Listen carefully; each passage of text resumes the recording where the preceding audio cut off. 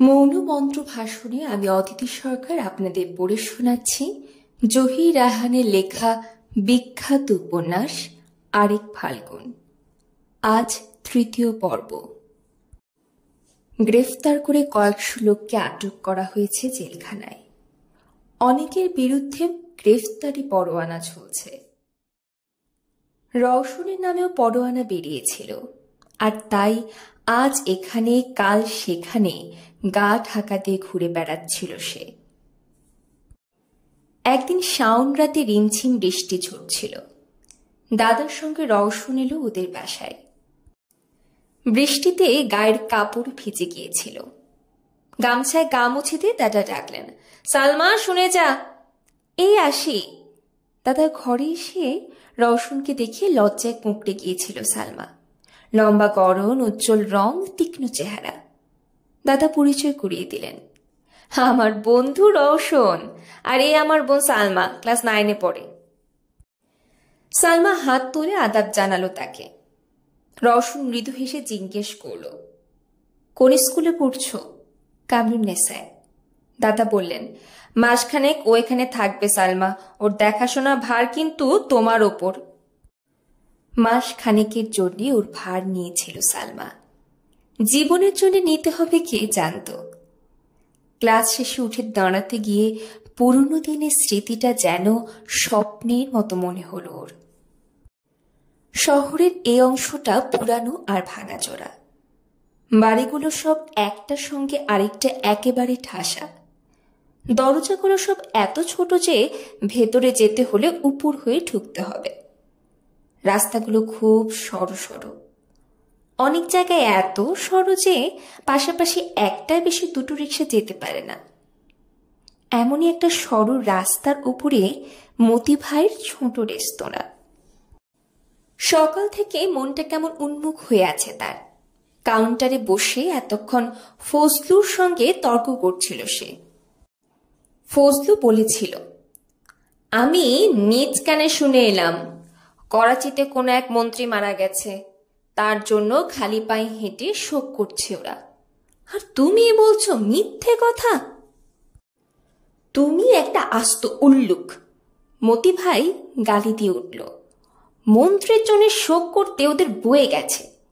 আসলে অন্য কোনো কারণ আছে। আমার তো মনে ধা ধা লাগছে। মনে হচ্ছে কিছু একটা ঘটবে। আর জানো, কাল রাতে আমি একটা বিশ্রীর স্বপ্ন দেখেছি। মনে আছে? সেবারও আমি একটা দুঃস্বপ্ন দেখেছিলাম। সেই সেবার মনে পড়ছে না তোমার? ওহ, সে এক জমানা গেছে ভাই। আমার তো মনে হয়েছিল দুনিয়াটা বুঝি ফানা হয়ে যাবে। চারদিকে শুধু হরতাল আর হরতাল। ইউনিভার্সিটির ছাত্ররা, মেডিকেল কলেজ, সেক্রেটারিয়েট, হোর্দ, glass factory, brick works, railway, সব হিসেব দিয়ে কি আর শেষ করা যায়? আর মিছিলের তো অন্ত ছিল না। এক গলি দিয়ে একটা বেরোচ্ছে, ও গলি দিয়ে আরেকটা। সবার হাতে বড় বড় সব প্ল্যাকার্ড, তাতে লাল কালিতে লেখা, খুনিরা সব গদি ছাড়।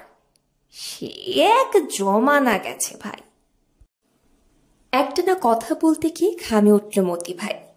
কোলের ওপর থেকে গামছাখানা তুলে নিয়ে গায়ের ঘাম মুছল সে। তারপর সামনে ঝুঁকে পড়ে বলল, জানো, এই যে বসে আছি, এখান থেকে 20 হাত দূরে ওই ওই যে ল্যাম্প পোস্টটা দেখতে পাচ্ছ, ওটার নিচে গুলি খেয়ে মারা গেল আমাদের আমেনার 12 বছরের বাচ্চা ছেলেটা। ল্যাম্প পোস্টে হেলান দিয়ে দাঁড়িয়েছিল সে। হঠাৎ কোত্থেকে একটা পুলিশের গাড়ি এসে থামলো ওখানটায়। পুলিশ দেখে কি যে বলবো ভাই, এতটুকুন বাচ্চার সে কি সাহস! চিৎকার করে বলল, জুলুমবাজ ধ্বংস হোক। মতি ভাই যখন কথা বলছিল ঠিক তখন চা খাবে বলে রেস্তোরাঁয় এসে ঢুকলো মুনিম আর রাহাত। মতি ভাই তাকিয়ে দেখলো ওদের পা জোড়া নগ্ন। দেখে খুশিতে নড়ে চড়ে বসলো সে। এবার ওদের জিজ্ঞেস করে আসল খবর জেনে নিতে পারবে। সকালে অবশ্য একটা ছেলেকে মতি ভাই পাঠিয়েছিল মোড়ে যে মেয়েদের স্কুল আছে সেখান থেকে খবর আনতে। কিন্তু মেয়েরা নাকি গালাগালি করে তাড়িয়ে দিয়েছে ওকে।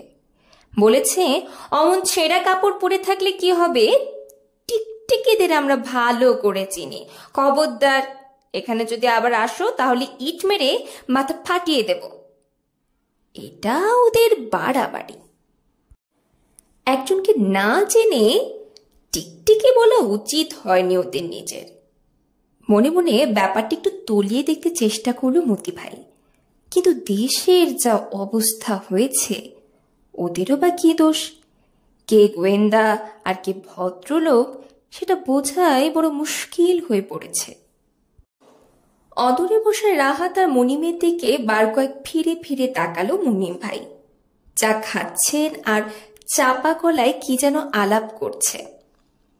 মতি ভাইয়ের ভীষণ ইচ্ছে হলো ওরা কি বলছে শুনতে, কিন্তু সাহস হলো না তার।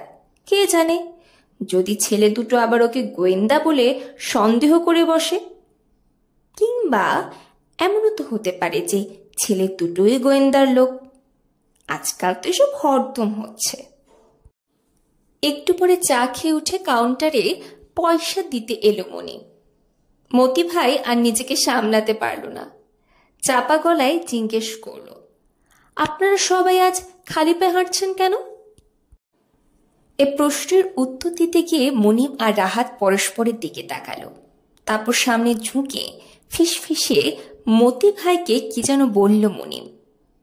শুনে মুখটা আনন্দে চিকচিক করে উঠল তার। তাহলে সে যা আঁচ করেছিল তাই।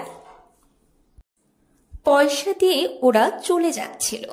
মতি ভাই পিছন থেকে ডাকলো ওদের, ডেকে পয়সাগুলো ফিরিয়ে দিল হাতে। মনিম অবাক হলো, কি ব্যাপার, এগুলো অচল নাকি? না, অচল হতে যাবে কেন? মতি ভাই লজ্জিত হলো। চায়ের পয়সা দিতে হবে না, যান। সে কি কথা? জোর করে পয়সাগুলো হাতে গুঁজে দিতে চাইল মনিম। আজ এ পর্যন্তই। উপন্যাসের বাকি অংশ পাবেন পরবর্তী ভিডিওতে।